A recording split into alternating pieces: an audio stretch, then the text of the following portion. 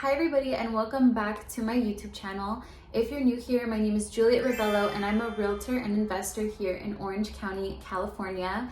And really quick before we get into today's video, I just want to let you guys know that I was actually supposed to post my YouTube video yesterday on Sunday, but the software that I used to edit was lagging on me for some reason, and I don't know, it just was not working. So this is actually going to be my second time shooting, but just so you guys know, moving forward, I will be posting every single Sunday. So be sure to put on your bell notification so you can be notified every time I upload a brand new video. Let's get into the video.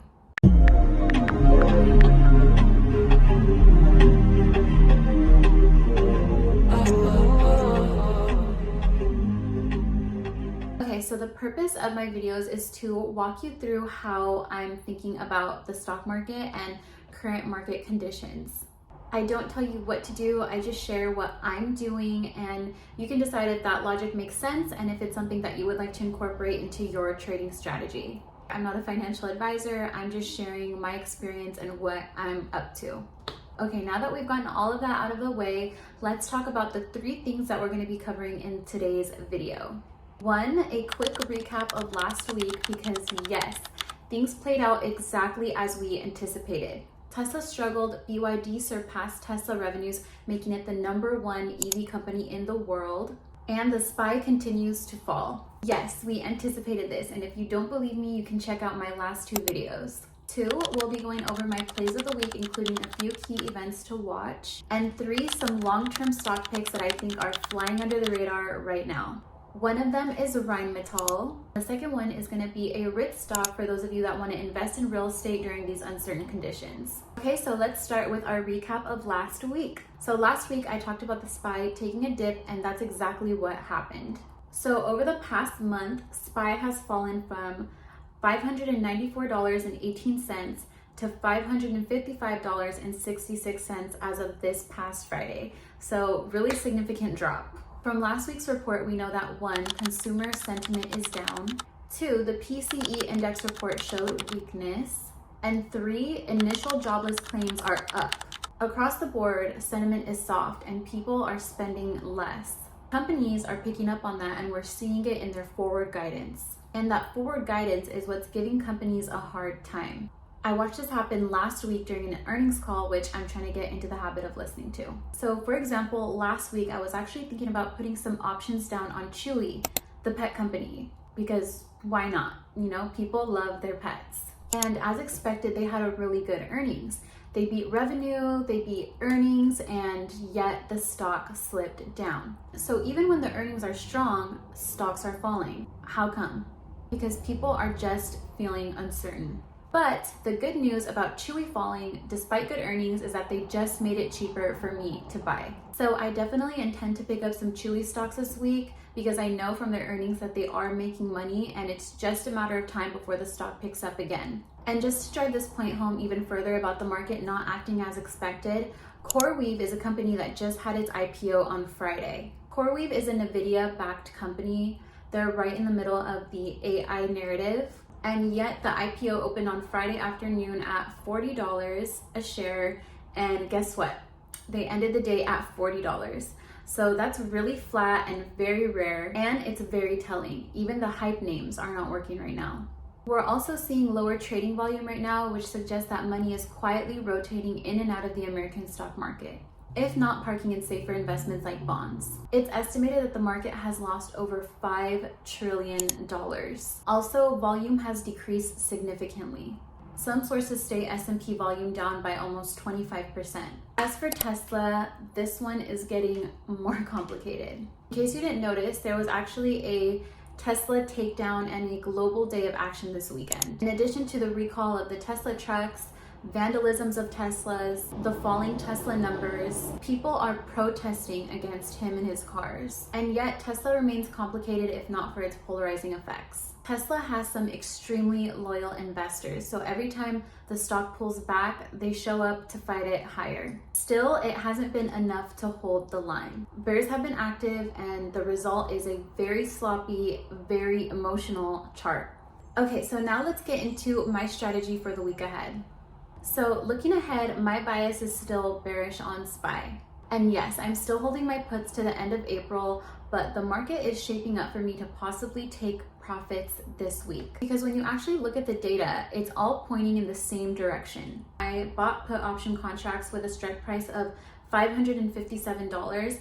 And though I'm technically on the money, I'm still waiting for the SPY to go down to increase profits.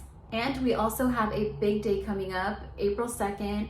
I'm sure you've been hearing about it from Donald Trump, Liberation Day, and two big things are happening on this date. Number one, Donald Trump is expected to announce tariffs, which could shake up the market immediately. We don't know how far-reaching these tariffs will be, but the announcement alone could create volatility and downward pressure, especially on companies with international exposure.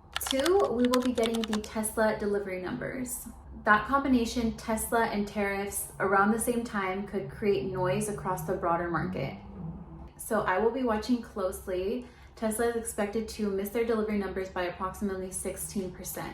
377,000 Teslas were expected to be delivered this last quarter of the year. So this is way below the 450,000 consensus number they were expecting in January when the Model Y changeover was known. There are many others who believe they won't even achieve the 377,000 updated target. We'll see, but for now, I remain bearish on Tesla at the moment. Okay, so now let's talk about my long-term picks. One is going to be Rheinmetall, as I mentioned, and the other one is going to be AGNC Investment Corporation. So Rheinmetall is a long-term investment pick that I really believe in. They are Germany's largest arms manufacturer. It trades on the US exchange at around $282.48, and I think it's quietly setting up for some long-term growth. So here's why. So number one, with the US becoming a less reliable security company for Europe, European countries are starting to rearm, and Rheinmetall is at the center of that shift. Two, they've publicly stated that they expect to hit $20 billion in revenue by 2027. That is a dramatic increase from current levels. If they get even close, this could easily become a $500 stock. Three, we're all familiar with the top American arms makers. So for example, Lockheed Martin and Northrop Grumman. Well, Rheinmetall is giving these companies a run for their money. Four, so there's also a real world dimension to this. Vladimir Putin reportedly wants the CEO of Rheinmetall, Armin Paperger, dead. That's extreme, but it also tells you something. If you're that much of a threat to the Kremlin, you're clearly doing something powerful and effective. But there's more. Rheinmetall is also innovating. They're not just an arms dealer. They're pushing into cybersecurity, military vehicle systems, and energy efficient technologies. This is one of those stocks that I would feel comfortable holding for years. Okay, so let's talk about stock pick number two. So as a real estate agent, I meet a lot of people that are looking to pick up investment properties to rent out or flip. Now, it takes a certain kind of person to take on the responsibility of being a landlord or to even flip a property and sell it on time for a profit. That stuff is definitely not for the weak or the faint of heart. So I'm going to be sharing with you guys an investment opportunity called REITs. REITs. Now, telling you guys about REITs could actually be against my real estate agent interests and objectives, but I want everyone to find something that works for their personality and lifestyle. So let's talk about the REITs. So unlike traditional real estate investment trusts where properties are owned and managed, a mortgage REIT invests into mortgages that have been pooled into bond-like securities, making it a far more safe investment. So AGNC invests into residential mortgage-backed securities, which are backed by the US government. To be clear, the mortgages are backed by the US government, not by the AGNC stock itself. So if you don't like volatility or market uncertainty or having to manage a property, I highly recommend choosing AGNC as your REIT stock. This investment will provide dividend income and some appreciation.